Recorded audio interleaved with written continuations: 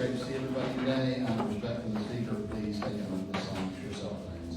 And I'm going to invite Grace to come up and give the invocation. She's already here. No, I'm already standing up too, so you'll bow your heads with me.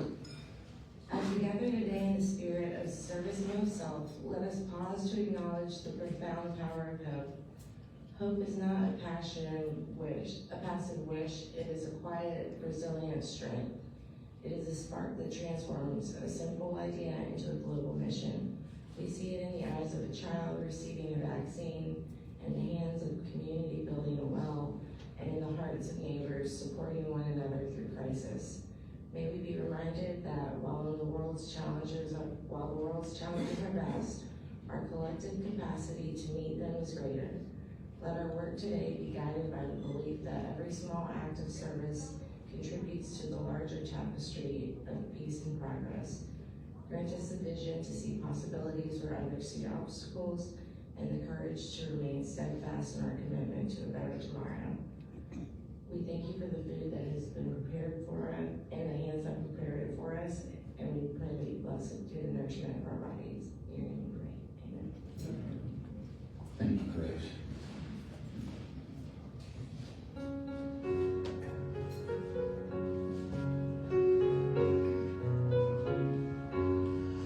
Oh, say, can you see by the dawn's early light what so proudly we hail at the twilight's last gleaming, whose broad stripes and bright stars through the perilous fight o'er the ramparts we watched were so gallantly streaming, and the rocket's red glare, the bombs bursting in air, gave proof through the night that our flag was still there.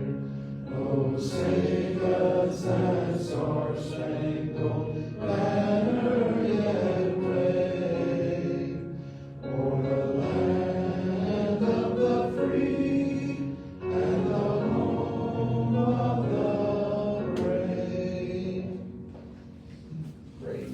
We're also going to do, before you sit down, we're going to recite the four-way test.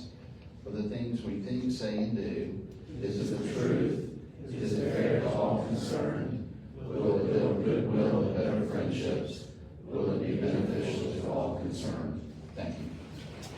So, before we do introduction, excuse me? Yeah, in a second.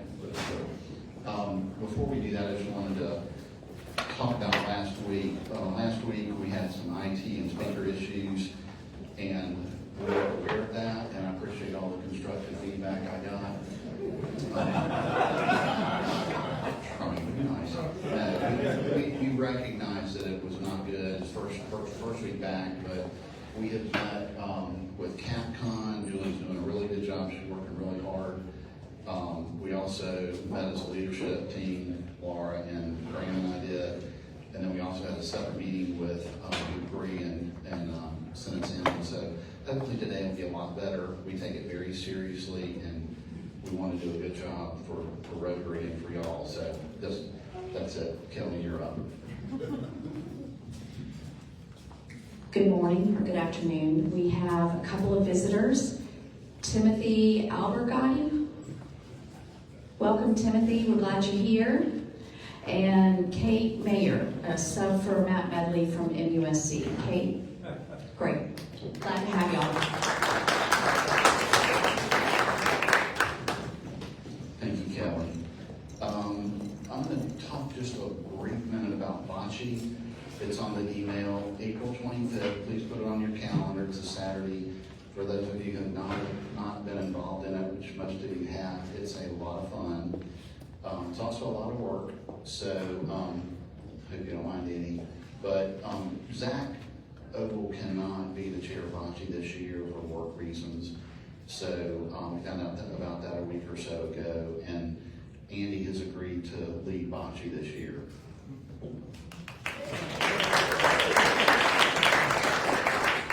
I'll take the condolences too. Thank you. No, you'll do a great job, Andy. So we appreciate you doing that, and it's, as it says, a big deal. That's our only fundraiser that we do every year. So as a Rotarian, please either take part, sponsor, find a company or a business that you know that could sponsor, or all three would be great. The money goes to some to scholarship that helps with our food packing, and of course a large portion of it goes to Special Olympics. So there's that. And now I'm going to ask Grace, are you still here? To do health and happiness. Margaret, you want to come up and do your thing on social first while Grace is coming? You're welcome. Okay, I like the fact that my job in this club is fun, drinking, and talking. I think that is, I'm putting that on my LinkedIn profile. Okay, so first of all, we have a flyer. So we are having a winter social. As y'all know, we have not done that in a really long time, so I'm excited about it. It's going to be a bourbon and bubbles, and the bubbles are for people who don't like bourbon, and the bourbon is for people who don't like bubbles. So I'm hopeful that we've crossed, and we'll have wine and some beer, and of course Diet Cokes and water and all those other things. So I just want to do a shout out because I have gone around and asked folks to help sponsor this, and I just want to do a little shout out about who they are because it's not finite. This list is not finished, so no one is off the hook. But I'll tell you who's on the list. Billy Canny, thank you very much. I want to tell you Billy can't even come, but he's donated, and it's really been a really sweet thing. Melinda McCuskey and Frank Brown with Market Search. Bruce Dyer, I got him off a boat to send me a note. I have no idea how he got it to me, but he did it. And then William Start and I are splitting a sponsorship. If anybody else wants to help, I really appreciate it. We need it because bourbons are expensive and bubbles are expensive. So, and we are a very discerning group. So if you see, it's going to be on the 5th. It's a Thursday night on the 5th, 5 to 7. It's at our offices, which are just over the Jervay Street Bridge. And I'll have more. The next flyer will have RSVP information and better parking information. It's for your spouses plus ones. Do you have any questions? Yes, question. Do you have a budget you're trying to work in? I do. Do I have to reveal that to you? I mean, I Depends on do. what size check you want. How much is a sponsorship? It's $500 sponsorships. Yeah. You can split it, like y'all think Yeah. you do a 500 sponsor together. Yeah. Or one person could buy the event, like. Yeah, Brian, thank you. It's 10,000 to you. Yeah. No, thank you for asking. It's $500 sponsorships, and like for William and I split one, and then Billy went in big time. He's very impressive. And then Bruce Dyer, who didn't fill his boat up with gas that day because he's sponsoring our event, and several, there are other people that I've asked that I haven't been able to circle back with. So if anybody wants help, it'd be great. We haven't done anything, as I said, we haven't done this in a long time, so it's fun to be together. We work really hard on a lot of our events, and when our events are over, all of us have a tendency to kind of go home or go our respective ways. So we don't get to spend a lot of time together just hanging out and being fun. So this is one of those times. All right, so let me know. I'm over here on this table. I'll put flyers on your tables, but I'll have more information on the next flyer. Okay, thanks. Thank you, Margaret, very much. I just recognize Margaret. She's doing a great job for this, and we wanted to do a few more socials this year. We cut a few meetings out, so we have basically 3 a month versus 4 to add like 2 or 3 more days off, so we can do some socials. So please take part in this, and we'll do some others too. So thank you, Margaret, for you and your committee. Good job. Hello, everybody. For health and happiness today, I will be reading the card message to start. In recent card messages, we talked about the stress and financial burden that is often faced by families with a loved one who has dementia. One way to minimize the financial cost is to have long-term care insurance, which is designed to help pay for in-home care, assisted living, and skilled nursing. Insurance is also expensive. The annual cost runs from about $2,000 to $6,500 a year, depending on the age and health of the person who is covered. The cost for women is higher than men because they live longer. That's a joke. Rotarians are doing their part to find a way to prevent or cure Alzheimer's. Don't forget the blue buckets on your tables. They give generously. And we also have Williams Midsummer's Night Stream by the South Carolina Ballet coming up January 31st. I was in that play when I was homeschooled, so I can't wait to see what you do, because it'll probably be better than what we do. So for Health and Happiness, next week Glenn is gonna do it, and I'm gonna put up a QR code so we can get some more people, because I don't think I should be the only one here up here. But while I am up here, I've decided to do the Gracie Awards. So I just have a few awards I want to give out for the past year. The Amazing Gracie Award goes to Bob Daigle.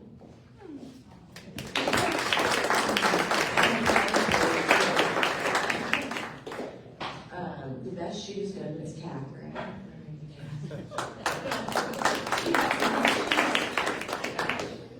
The most Irish goes to Diana Ireland.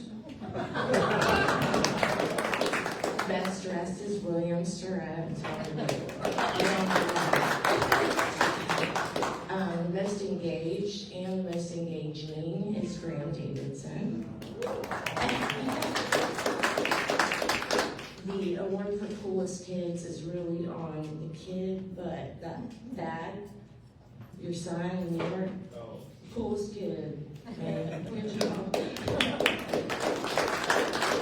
Our class clown is Glenn Matthews. And best at keeping this club together is Julia. Next week we'll give you a little thing where we can put some more input into this. But yeah, I have actual prizes for people too. Thanks for coming to the Gracie Awards. See you next year. Thanks, Grace, appreciate it. What am I doing? Oh, cool, thank you. God is still writing your story, stop trying to steal the pen. That's good. So thank you, Grace, you do great. You do a great job with that. Now I'm gonna ask Lynn to come up. You've got an induction to do. Be serious.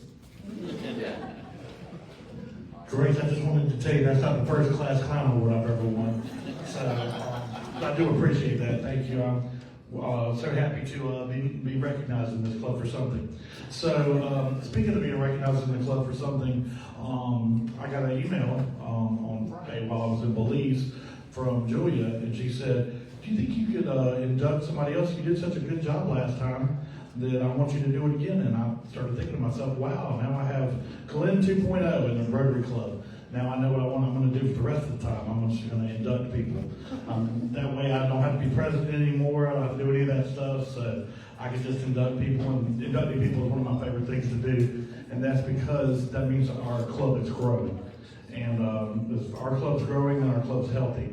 And we definitely need more members and more membership to be a healthy club. So if I could invite right now Michael Peck to come up, and then his sponsor, William Starr, to come up, please. So I bet everyone's wondering why I wore my Coastal Carolina quarter zip today. And that's because I have never actually inducted another Coastal Carolina Chanticleer into the Rotary Club until today. So Mike is also a Coastal Carolina Chanticleer, and he comes to us actually from the Murrells Inlet Rotary. It looks like he spent a lot of time in the coastal area. He's got a Bachelor of Science degree in Business Administration from Coastal Carolina University. He's a past Rotary president, I assume, of the Murrells Inlet Club, and past Lions Club member, past board chair for Columbia, South Carolina Fellowship of Christian Athletes, also a previous board member of Teach My People, 501c3, past president of Polly's Island Beautification Committee. So I think you get what service above self really is.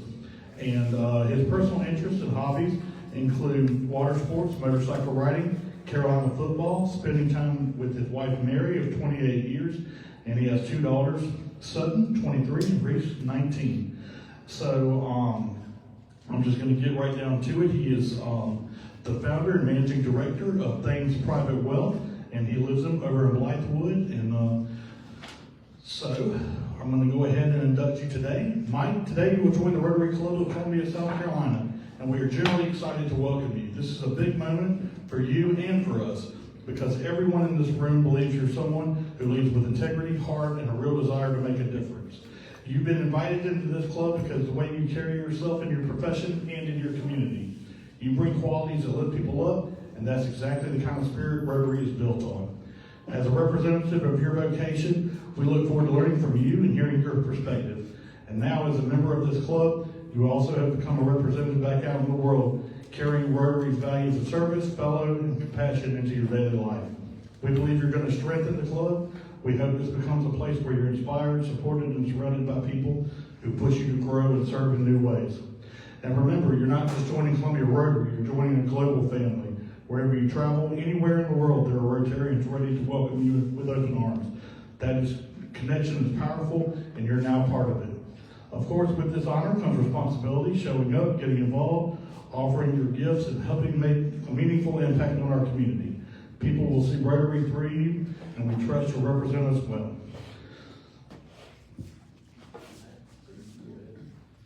Put it on.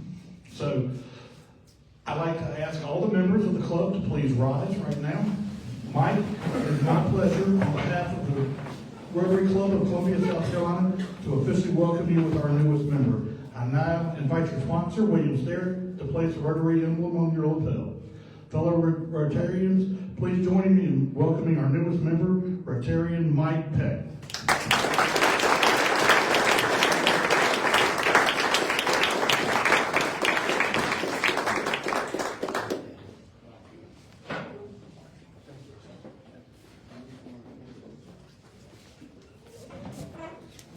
Thank you, Glenn. So before we get to the speaker, just one real quick thing, reminder to all the board members, we've got a board meeting right after this meeting. It's going to be in this room in here. And that's Laura, Graham, John, Jeffco, Kelly, Phil, Matt, Andy, William, Kay, Grace, and Andrew Carson. So without any further ado, I'm going to ask Lord to come up and introduce our speaker.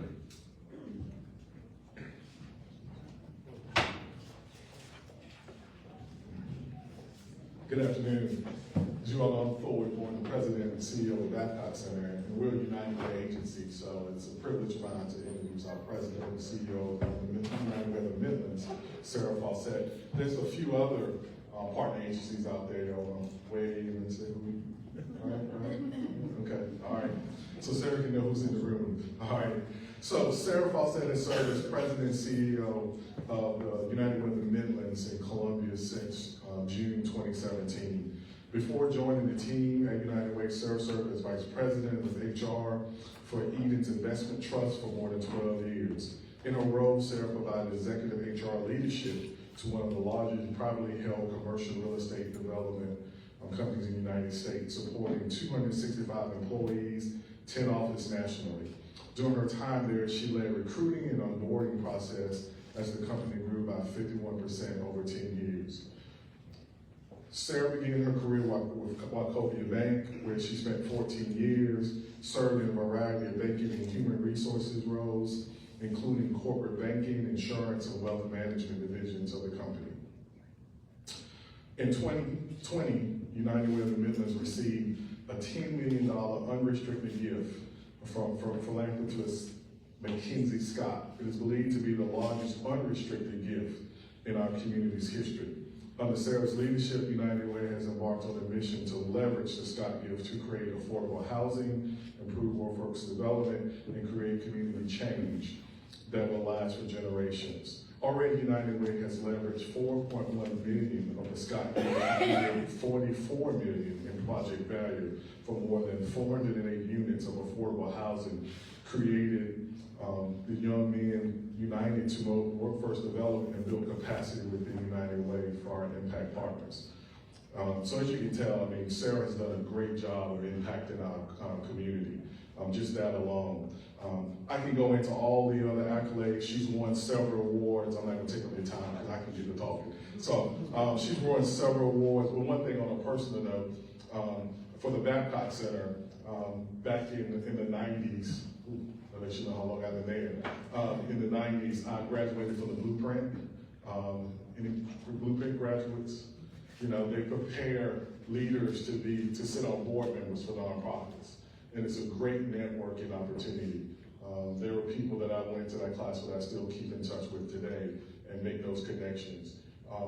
The Babcock Center also ended up with some block grants that we should do back in the day to provide nursing services, to give out medications for people with disabilities, all sorts of grants and aids that over the years United Way has definitely helped us with.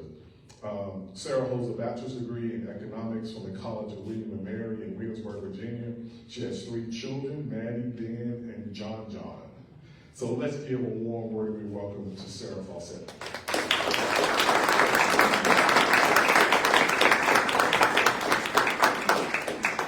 Thank you, Kelly.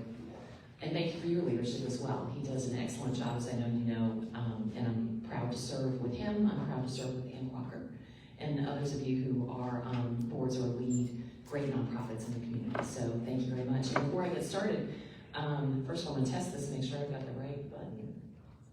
I do. A couple of people I'd like to go ahead and point out as I look around the room, and this is always risky because I'm only just seeing some of the tables now, but I do want to point out some current and former board members of United Way of the Midlands, including Glenn Koch, who is currently on the board, David Campbell, who's been on our board, Frank Brown, who's been just involved in United Way in so many different ways over the years. And I want to, and if there's anybody else out there that I missed that I'm not seeing, I apologize. But and I look around the room and see so many familiar faces. Beth, you know, your leadership is incredible. You've been a great impact partner with us as well. So lots and lots of ways that I have seen you as donors, as friends, as colleagues in the community, and it's really a privilege to be here. So thank you so much, David, for inviting me to be here. I also want to acknowledge a couple of other people. I've got 2 staff members here with me today, Maury Coleman, who is a member of Main Street Rotary, and he is our Director of New Business Development, and then Jody Mullock, who just joined us last week from the American Heart Association, where she spent most of her career. She is now our Chief Development Officer, so you will get to know her, right? Yes. So thankful that they're here. And then I want to just give a little shout out to Steve Bryant, who's here, because we will be honoring his wife, Sharon Bryant, on Thursday, January 29th as our Humanitarian of the Year. And so we're very, very proud of Sharon and looking very much forward to celebrating her and your whole family. So I'm going to start out, the biggest news for us is we are 100 years old. We have been serving this community since 1925, and I've got a little bit of a video to show you on that. We kicked it off last April.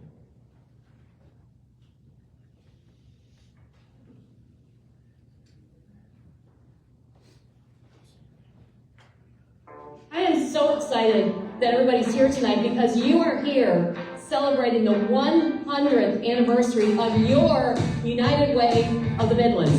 For a century, we have been able to improve lives, strengthen families, and create opportunity for people across our area.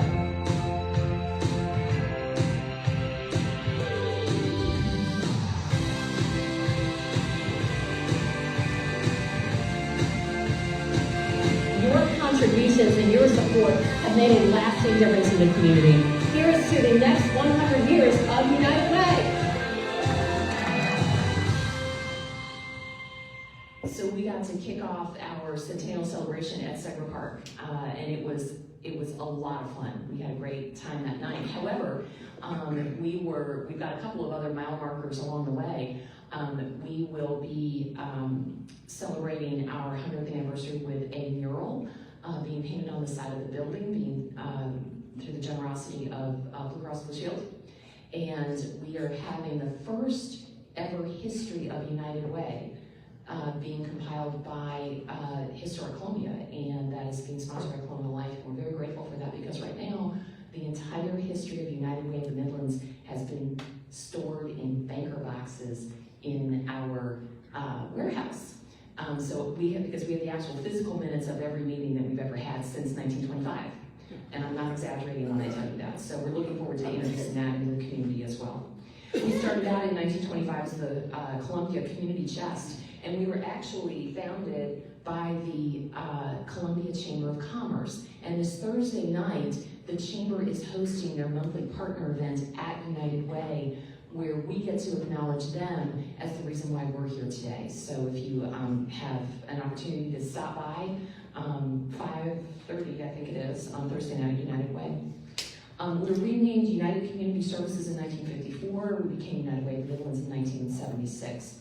What I'm hoping to do today is to talk about, I want to acknowledge where we've come from, but really I want to talk about where we're going, because there is, I think you will find that the United Way of today is not the United Way that I think most people still think of. There are some things that have not changed, though. And I know you can't read this up here, but the document that we put on the right-hand side there is actually from our charter with the Secretary of State of South Carolina in 1927.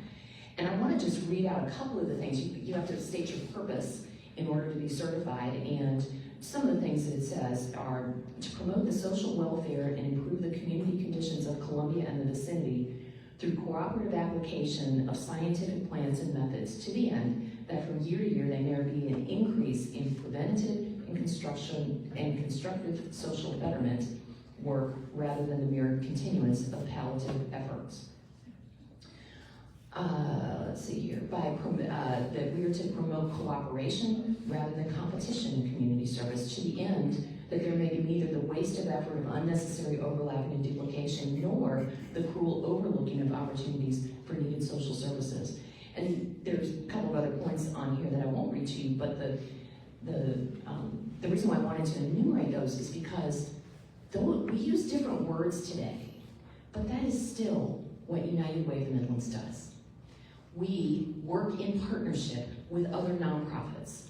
We raise money for the betterment of the community. We do studies of our community and assess what we identify the needs to be, and then we either work in partnership with other nonprofits to solve those, or if it's not in our wheelhouse, then we will hand that to somebody else and make sure that it's taken care of. So while some things have changed, some things have not.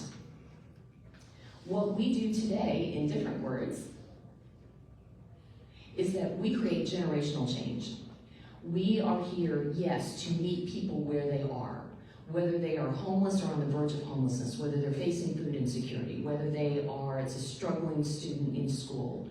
Wherever that person is, we want to meet them. But what we invest in today are programs and initiatives that create permanent change, because if we can create that permanent generational change, I'd like to work us out of a job, frankly. So we do still act as that, I think the traditional way that people think of United Way, where we come to your workplace, we solicit donations, you give us those donations, and we then share those out to other nonprofits. We do still do that through a competitive grant-making process. But the other thing that we do today that is different is we run programming within United Way that we do in partnership with other nonprofits in town that are always around a common set of goals that are determined by the community assessment that we do every few years. So where does our support come from? Our support does still come from the traditional workplace campaign. Whereas workplace campaign used to be about 90 to 95% of our revenue, today it's about 60% of our revenue because we've diversified our revenue sources. I'll talk about Campaign for Good in just a second. We have made an investment in individual donor development, in recognizing that just because someone isn't part of workplace campaign, there still is value that they can bring to United Way. We are now a grant maker to our nonprofit partners. We are also a grant recipient and have expanded our relationships with private foundations and and public-private partnerships for funding. We have some investment income, a little bit, and then of course we have an endowment. Endowment's not as big as I'd like for it to be, but we're working on that. The Campaign for Good specifically was an effort to match the Mackenzie Scott gift. It was mentioned in my introduction, I think Dorothy mentioned it, that United Way was one of only 46 United Ways in the entire country, out of 1,100, that received a gift from Mackenzie Scott, who is Jeff Bezos' ex-wife, who got $38 billion in divorce settlements. I mean, I can't put my head around that. And she pledged to give most of it away. And so somehow, and I still don't know how, but somehow United Way of the Midlands work and its impact on the Midlands community got on her radar screen. And she decided to give us this wonderful gift. It was an unrestricted gift. It was unsolicited. The first 2 times I got an email from one of her representatives, I thought it was spam. Yeah. It's a long story that you ever want to talk to me about it, buy me a glass of wine and I'll tell you the whole story.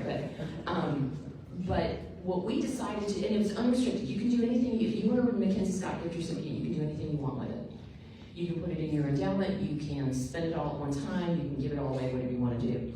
We decided to do a community assessment, which I'll talk about in a minute, but we also decided to see if we could match it locally.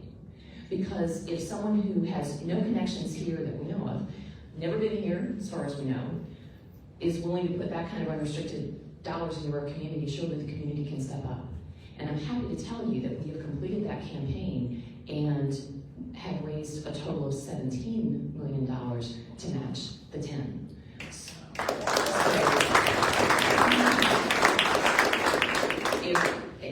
Please keep that in mind. We are a generous community. We really are. I think a lot of times we think of ourselves as secondary to some of our larger and better endowed fellow cities in the state, but we shouldn't look at ourselves that way at all. So this is where our revenue comes from. This is where, let me put it this way, this is where the revenue that United Way puts back into the community directly comes from. Out of about $9.7 million last fiscal year, about $5.2 million of that came from workplace campaign, unrestricted workplace campaign. Because remember, you can still give a gift through your workplace campaign and then designate it to one of our partner agencies. On top of this $9.7 million, there's about another $2.5 million that comes through workplace campaign or total donors that is designated out. But it still is, whereas that unrestricted campaign number used to be more like 90%, you can see it's significantly less than that now. And where most of the growth has taken place is in grants, in our grant receiving. When I started with United Way about 8.5 years ago, our grant revenue was about $300,000. Today it's $3.3 million. So again, where this money goes to is grant funding directly to our community partners, grants that we make, and then initiatives that we operate within United Way of the Midlands.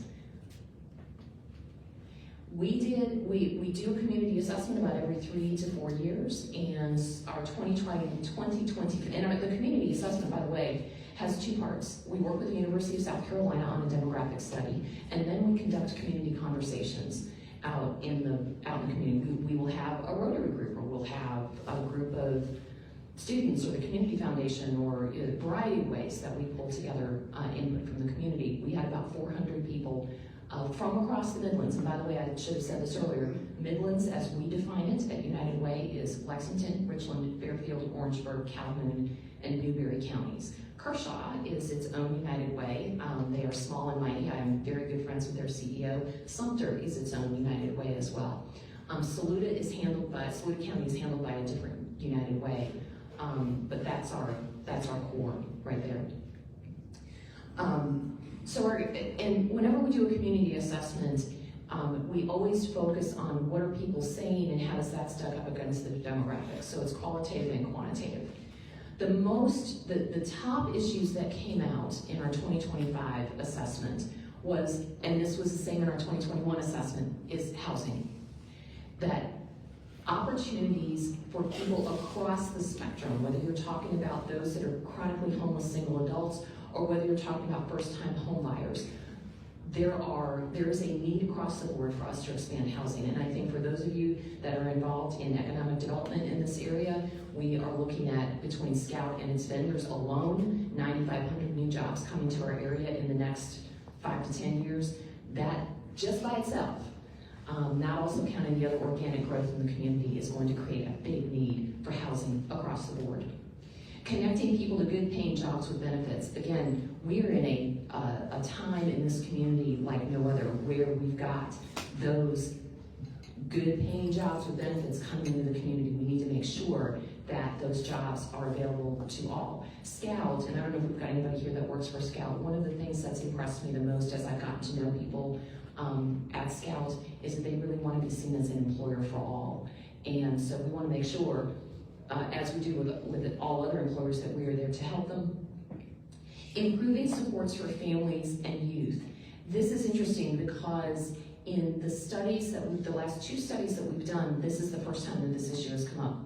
And when we're talking about these opportunities, they're talking about career preparation opportunities for high school youth, and they're talking about general opportunity for middle school youth. And how many of you are recently former or current parents of middle schoolers? What do you do with your kid over the summer? I mean, you know, fortunately my youngest is now in high school, but those are tough years. They're tough years.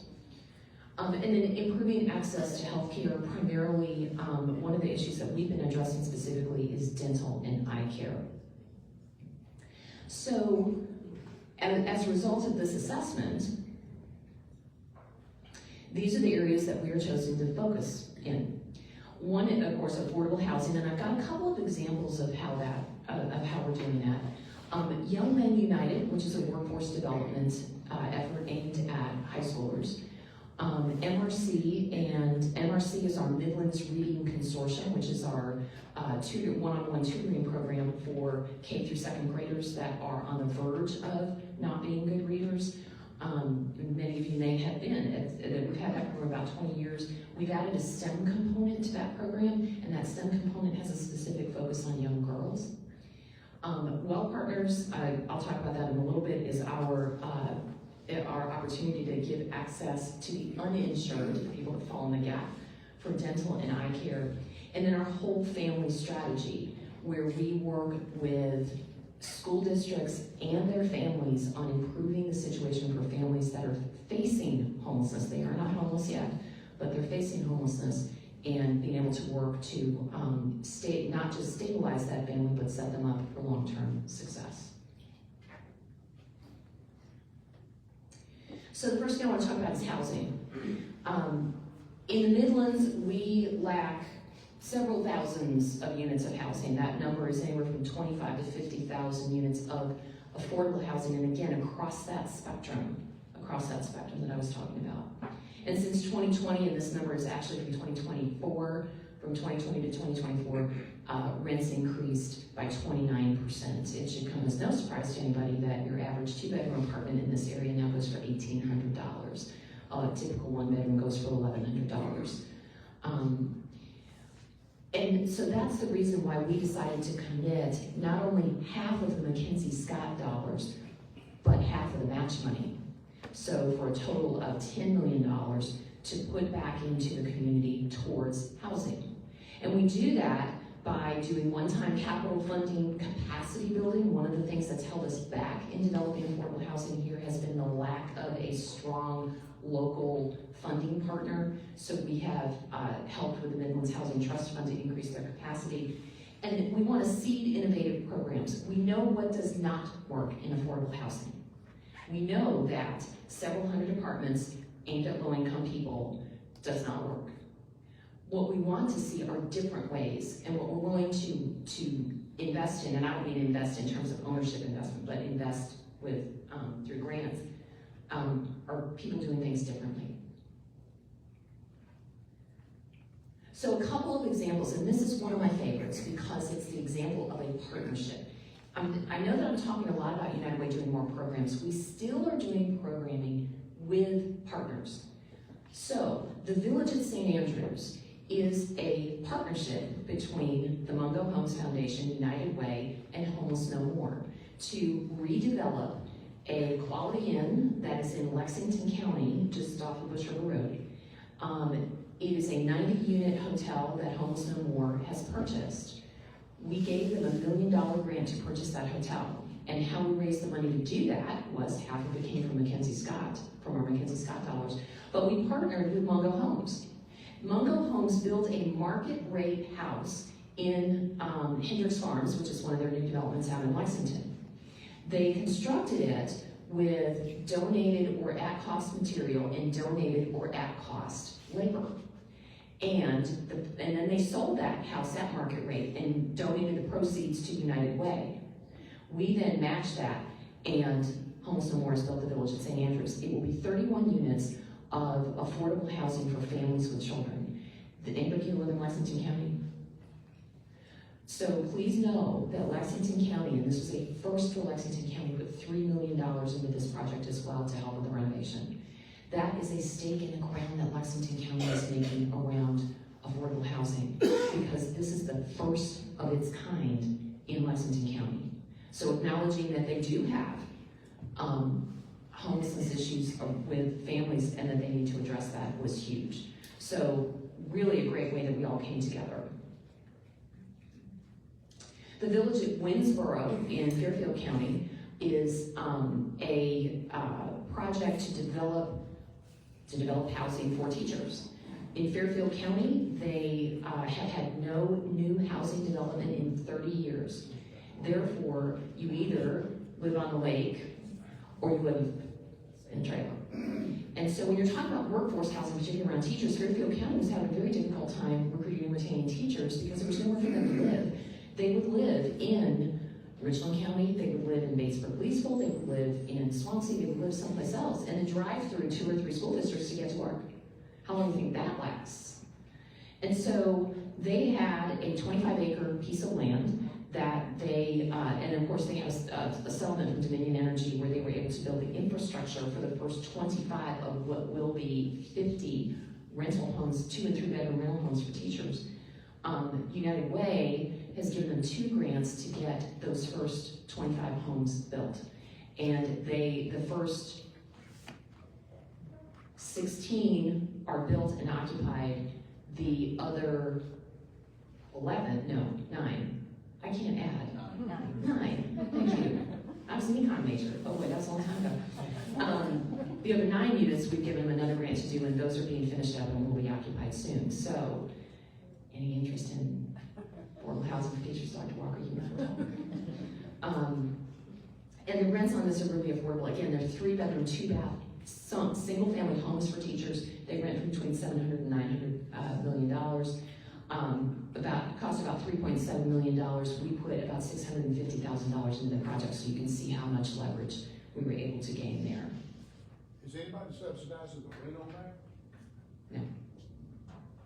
No, and that's the thing, is that projects, there's another project that Homeless No More is working on. We're not at a point where we can really talk about that much, but it's going to be 2 and 3 bedroom townhomes that will rent somewhere in the $550, $750 range, with it non-subsidized.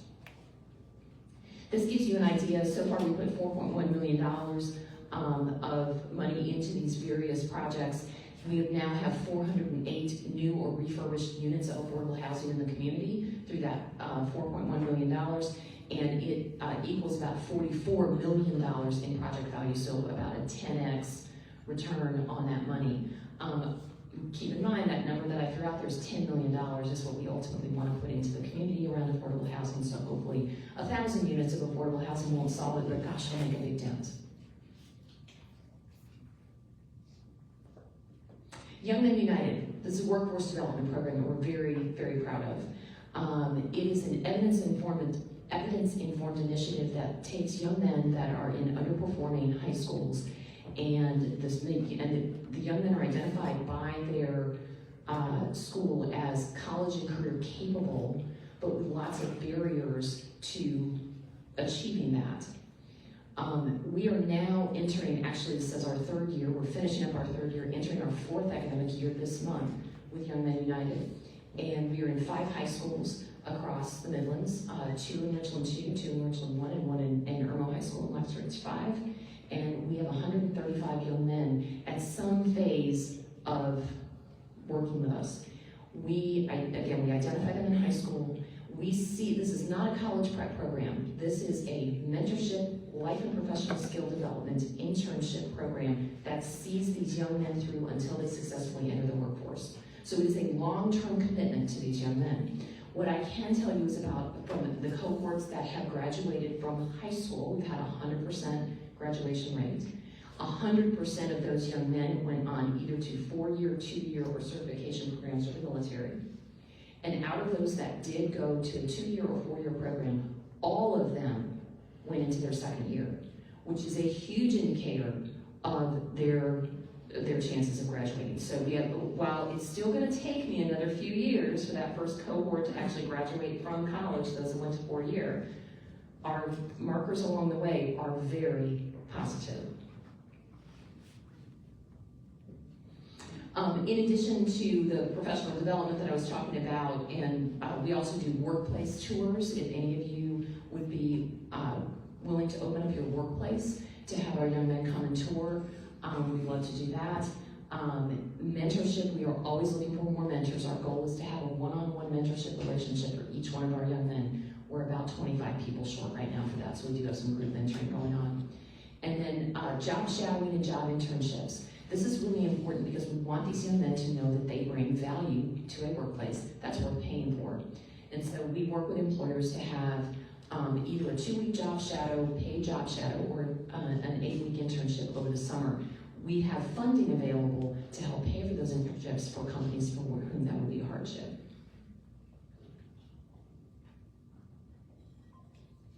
MRC I touched on. This is a one-on-one mentoring program or one-on-one tutoring program. We work with about 20 elementary schools across our footprint and have about 200 volunteers that are out in the community reading one-on-one to a student. And it is amazing the difference having someone come and read with you for 30 minutes a week can make in your academic development. We have been able, through this generosity of our donors, to add a STEM component focused on young girls in 3rd through 5th grade, and have had a lot of success with STEM girls. We are taking our Women in Philanthropy group and creating STEM Sisters, where those girls will have one-on-one mentors that are members of United Way's Women in Philanthropy group. We have had highly successful parent engagement nights around STEM as well. We do some STEM camps over the summer, book distribution, lots and lots of things that we're doing to support education. Again, evidence-informed, we have finally been able to get MAP testing results, which took several years. But we do now get all that data on our students, and a lot of testing or a lot of evaluation by teachers and students and parents. Well, partners, we've been operating for the last 10 years in Richland and Lexington counties. We're the only United Way that has dentists and optometrists and hygienists on our payroll. We do operate these clinics in Richland and Lexington counties specifically for those that are uninsured. It is 0 fee for service, and we do not take Medicaid, we can't take Medicaid or private insurance. So it's aimed at those people that either don't have insurance, can't afford it, or don't have access to eye and dental services we serve. We have, between the 2 clinics, 7,000 patient visits a year, about 3,500 on the dental side and 3,500 on the eye side. So that is a very brief overview of how we are working in the community, and hopefully it's giving you a little bit different of an idea of the United Way that I think we were all used to, and the United Way of today. We are very proud to say that we served 54,000 people in the community this past year. We did that through the partnerships that we have, again, with these excellent nonprofits that we have in the room and others. We have 75 certified nonprofit partners, and just thrilled to work with them and make a difference in the community. This is one last video that I want to show you that was our campaign video for this past year, but it gives you a good overview of our work. Also does a little bit more celebration of our 100th anniversary.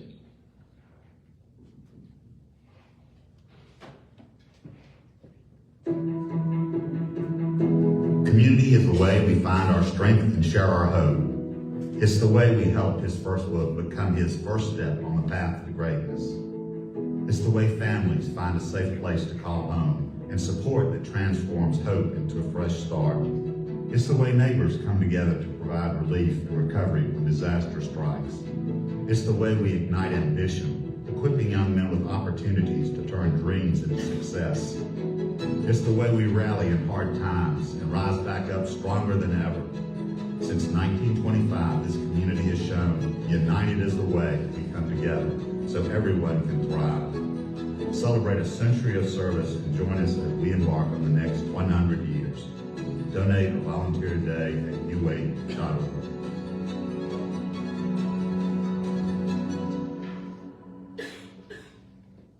And oh, by the way, during the centennial year, we had to refresh our brand as well. So it's been exciting. So thank you all very much. I appreciate the invitation. Happy to answer questions afterwards because I know we need to stay on time. Thank you so much.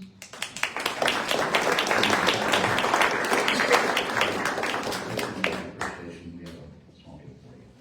Thank you. So we don't really have time for questions today, but Sara will stay and answer questions, right? Great. Thank you. Okay, so just a reminder, board meeting right after this in there, and we'll close and sign.